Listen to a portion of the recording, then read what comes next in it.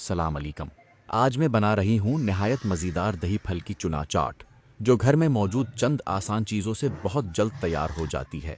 मैंने इसमें छोटी छोटी फलकियाँ इस्तेमाल की हैं, क्योंकि ये दही को अच्छी तरह जज़्ब करती हैं और हर नवाला मज़ेदार बन जाता है। अब इसमें उबले हुए चने शामिल करें, फिर ठंडा और गाढ़ा दही डालें। इसके बाद हस्बे ज़ायक़ा नमक, लाल मिर्च, चाट मसाला, भना हुआ ज़ीरा और थोड़ी सी काली मिर्च शामिल करें।